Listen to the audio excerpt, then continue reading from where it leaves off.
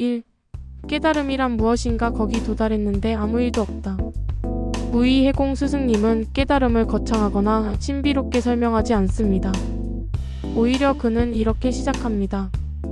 깨달음은 무엇인가를 새로 얻는 일이 아니라 내가 붙잡고 있던 모든 환상을 내려놓는 것이다. 깨달음은 특별한 체험이 아니라 오히려 특별하다고 여기는 마음이 사라지는 순간이라고 말합니다. 그 순간 우리는 더 이상 어떤 상태나 감정도 내 것이라 고집하지 않으며 모든 것과 조화롭게 흐릅니다. 책에서는 금강경의 한 구절을 핵심으로 삼습니다. 응무소주 이생기심 머무는 바 없이 마음을 내라.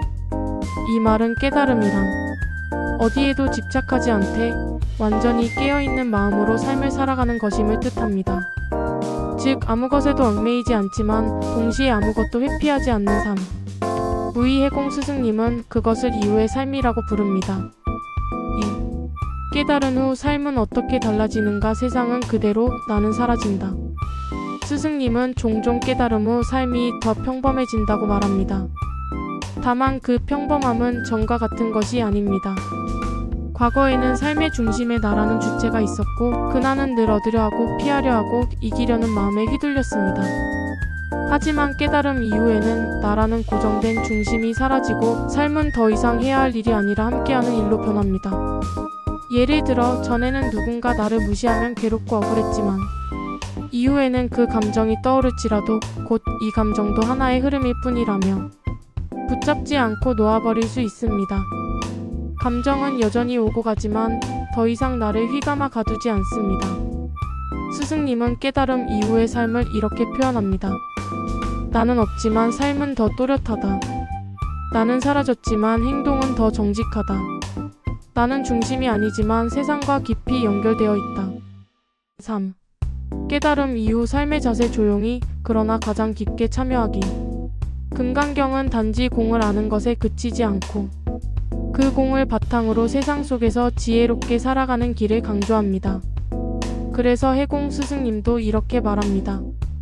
깨달음은 세상을 떠나는 것이 아니라 세상 한복판에서 중심 없이 살아가는 연습이다.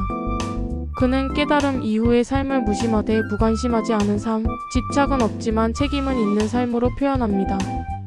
다시 말해 자신에게도 타인에게도 집착은 없지만 고요한 연민과 자연스러운 실천이 드러나는 상태입니다. 스승님은 이를 꿈속의 자각몽에 비유합니다. 꿈이라는 것을 알지만 꿈을 끊지 않고 꿈속 존재들과 온전히 소통하는 자세. 그것이 깨달음 이후의 삶이라는 것입니다.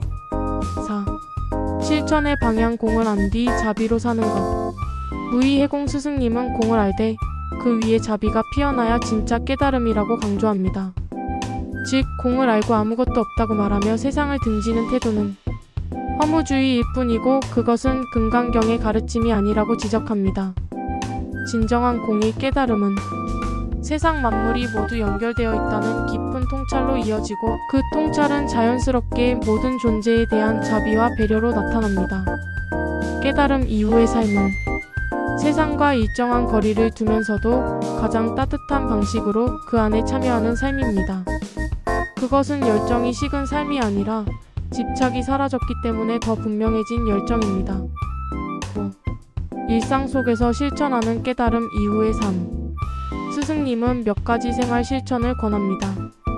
1. 내가 주인공이라는 감정이 올라올 때마다 한 걸음 물러나기.